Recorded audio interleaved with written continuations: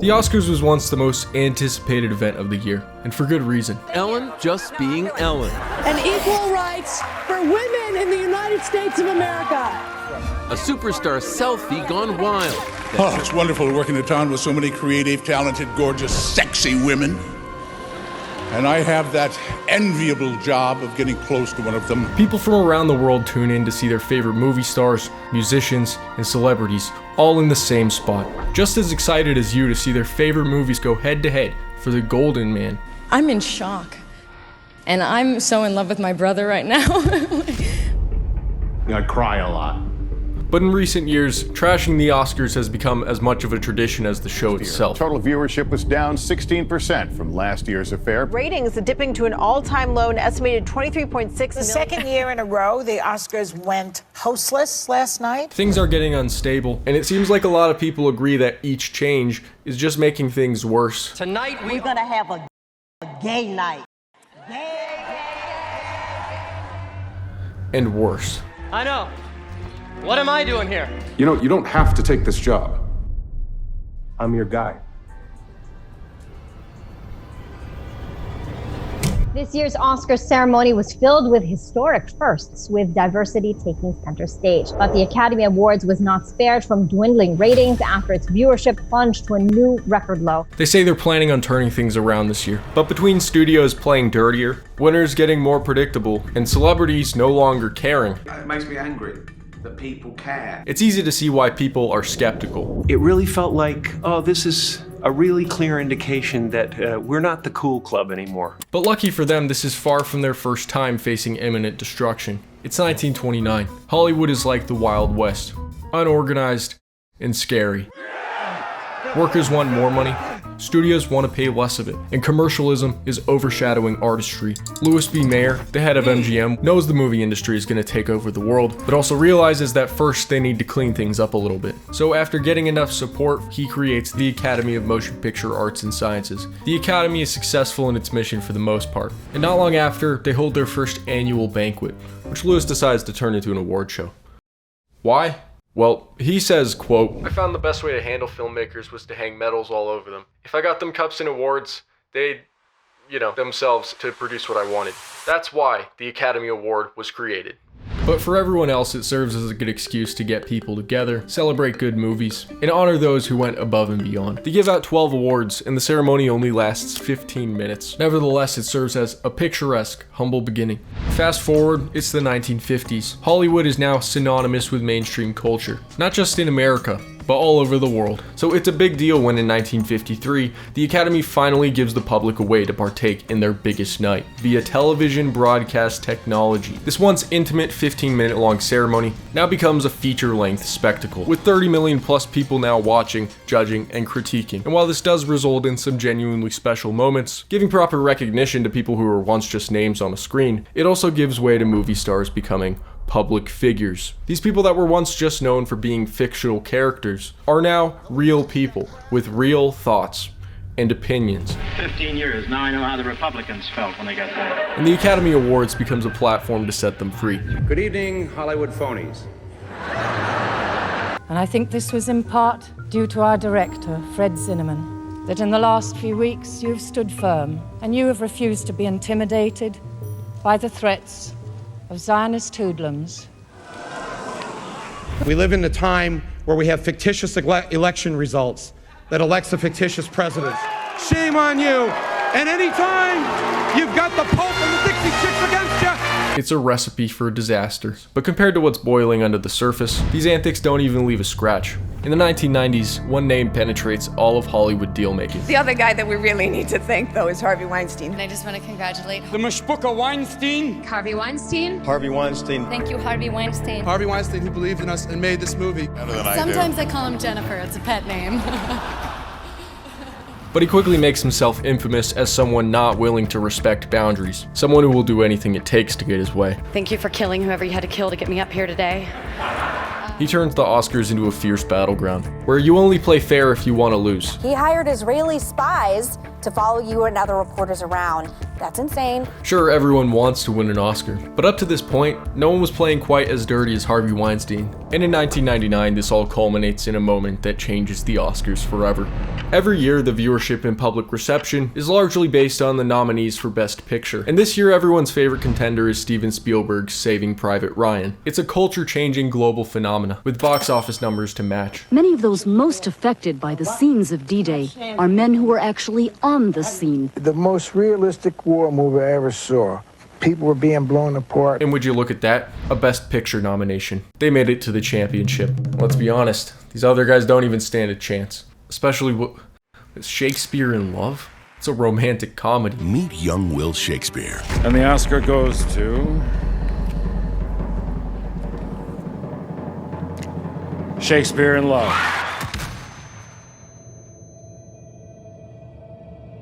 Everyone's caught by surprise when the award goes to John Madden's Shakespeare in Love. He's out of luck until she came into his world. Who is she?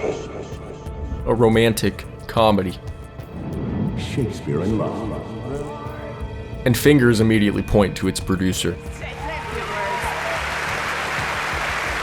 He tricked everybody. I don't know, we made this movie. This is a movie. In the months leading up to the awards, Harvey did everything in his power to sway the vote. Blackmail, bribing, spreading bad narratives about other movies, even throwing lavish parties and inviting all the Academy members. At one point, people were even urging Steven Spielberg to use some of the same tactics, but he didn't want to stoop to Harvey's level. I'll do promotions, but I'm not going to try to charm people and send them things so they vote for my movie. One of Harvey's colleagues describes his method of campaigning as hand-to-hand combat in the form of screenings, parties, and non-stop publicity. I don't remember ever feeling pressure like that from other studios. He calls the clients directly and guilts them. He really is a beast. And it turns out, just like the one in the Disney movie, he has a lot to hide. So how's it flirt with you? Data's so hot. It is hot. Right. You gotta live with it. Okay? Eventually, all of it comes to light, but that doesn't matter. The damage is already done. Harvey's victory in 1999 is proof that with the right mix of strategy, money, and manipulation, you can win an Oscar. Now everyone has the secret formula, and it doesn't take long for this to have a noticeable effect. As the new millennium arrives, the ceremony's less about celebrating movies and more about getting awards for the sake of it. In fact, there's so many awards that the length of the show becomes an issue. 3 hours, tell me why. And right around award season, you start to see theaters flood with what people are calling Oscar bait movies. Studios usually pick these scripts for their Oscar-winning qualities. I'll bet you've seen more than a few movies like this. Oscar bait checks off all the boxes. Racial tension. Can I help you with your groceries? Haven't you done enough, Whitey? We all get there together, we don't get there at all. Latent homosexuality. Thanks for shopping with us. Here's your change. If you like films where a character is forced to overcome a rare disease, then this, my friends, is your film. I have balloon foot. What? If it pops, I die. While everybody else was aging, I was getting younger, all alone. Why is he going home with me? A lot of people claim this is why the Oscars start to ruin movies as a whole. Not because these types of movies are bad in any way, but because they pressure movie makers into worrying about checking off boxes, rather than just making a good movie. With the exception of the acting categories, even then to an extent, the Oscars are 100% becoming more critically friendly than audience friendly. But trust isn't the only thing the Academy is losing. In the year 2000, 46 million people tune into the show. But after that, viewership starts to steadily decline. In response, they try expanding Best Picture category from 5 nominees to 10 nominees. Maybe if people think their favorite movies stand a fighting chance, they'll be more likely to watch. It turns out that's not the case. If anything, The Dark Knight losing to another so-called Oscar bait movie makes people angrier. Oh, how they wronged you. Why so serious? I just have to say, Oscar people, you best not this time. Maybe it's the host then. For the next 2 shows, they try having 2 hosts to, quote, mix tradition with freshness, and neither of them go very well. And right there in the front row is Meryl Streep. Wow. We were just talking about you. What a memorable threesome. It used to be, you get naked, you get nominated. Oh no. Not anymore. What are they doing? James, you are nominated tonight for Yes. Best Actor. Tell us, are you nervous? No. Come on, you must want to win a little bit. I mean, I don't know. I mean, what do you get if you win? You get an Oscar. Yeah, but do I, like, get money with it, or...? Here you are hosting the Oscars in 2011 with James Franco. We sucked. However, the following year they get Billy Crystal, the same host from the year 2000 when viewership was at its peak. And things actually return to normal. For a second. It turns out this is just the eye of the storm. The lack of racial diversity among tonight's Oscar nominees has provoked a lot of controversy. Online political activism hits Hollywood hard, and the Academy is no exception. For the second year in a row, the hashtag #OscarsSoWhite made the rounds on social media. The Oscars, all that old slavery bull ass award show. The hashtag #OscarsSoWhite takes a jab at the lack of diversity in the Academy. The demonstrators are angry because... But it's not just the internet saying this. Many celebrities show support for the movement. It's unfortunate that the entire country is a racist country. But just generally speaking, we're a racist. We're a bunch of racists. And even decided to not attend the ceremony. Spike Lee then announced that he was going to skip the Oscars. Begging for acknowledgement diminishes dignity. Let's let the Academy do that, and let's do us differently. What I get from Jada Smith is, you're mad because your man wasn't nominated. As far as the Academy is concerned, their reasoning for not going doesn't matter. But celebrity attendance does. To address the problems, they promised to up the amount of diversity in the Academy. In 2016, the people who run the Oscars committed to doubling the number of people of color and the number of women within its membership ranks. For the 2016 awards, they promise a more diverse group of nominees, and they get Chris Rock to host. Let's do this. The public is very divided about their response. And the 2016 Oscar nominations are in, but unfortunately, they're just as white as they were last year. I don't see racism in our business. I've never seen it. You know, the Oscar membership is mainly old white men, that's the fact of it. You can't vote for an actor because he's black. Our industry is probably the least racist in the world. Do you believe that black actors should boycott the Oscars this year? Well, you can't boycott what you're not invited to anyway. Now, let me confess right up front here that I do intend to watch tonight for two reasons. Chris Rock. Despite being attacked from all sides, and Chris Rock even threatening to drop out at one point, they move forward with the show, and the night finally arrives. But Chris decides to address the elephant in the room head on. This is the wildest, craziest Oscars to ever host, because we got all this controversy. No black nominees. And people are like, Chris, you should boycott. Chris, you should quit. How come it's only unemployed people that tell you to quit something, huh? So I thought about quitting, but I realized they're not gonna cancel the Oscars because I quit. From here on, this new Academy just focuses on fanning the flames. Organizers said their goal was to disrupt the Academy Awards. They certainly did that. Some accuse them of giving in to the mob. It's all such a nonsensical joke. The Oscars are always too white for these crybabies. While others say they're not doing quite enough. Another apology from the Academy. This time it's over host Chris Rock's edgy joke that featured those 3 Asian kids who Rock joked were accountants. This results in the internet getting angrier and members of the Academy becoming more and more detached from regular people. And the Oscars enters a dark era. A lot of people watched the Oscars last night, just not as many as last year. Academy Awards plunged to a record low. Heading towards blackness. The only way I could describe these next few years is complete chaos. All black. Well, where's Amy? Amy's supposed to be Serena. I'm right here. Wait, what the hell?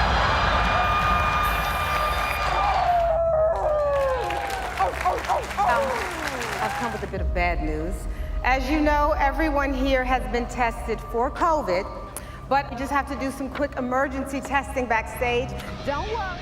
One day they could have 3 hosts. All black. For you people in Florida, we're gonna have a gay night.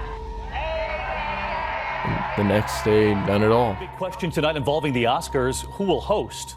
Well, possibly no one. The Academy Awards is without a host since Kevin Hart stepped down after he was pressed to apologize over homophobic comments he made in the past. But then, like a star on the verge of death,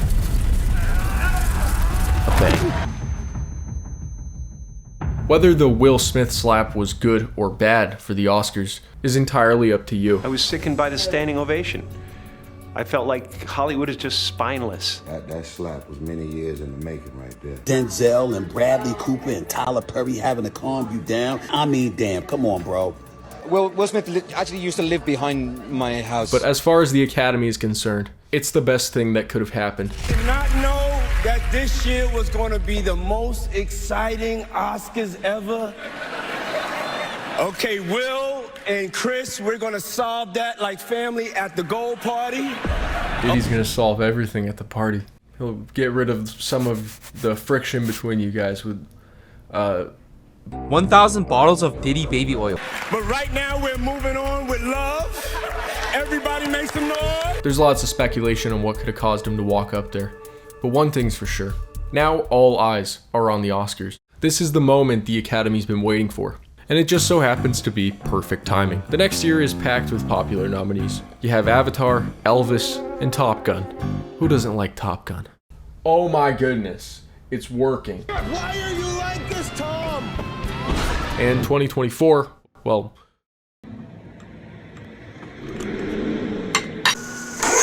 some people were mad when Barbie lost Best Picture to Oppenheimer, but nevertheless, viewership is trending upward, and Conan O'Brien just announced he's going to be hosting next year. In true Conan fashion, the host also filmed a hilarious video for the Academy's Instagram. I'm an Oscar winner. So subscribe and let me know. Do you think this is going to be the revival the Academy's hoping for? Or is P. Diddy going to have to save the show again? Mr. Conan.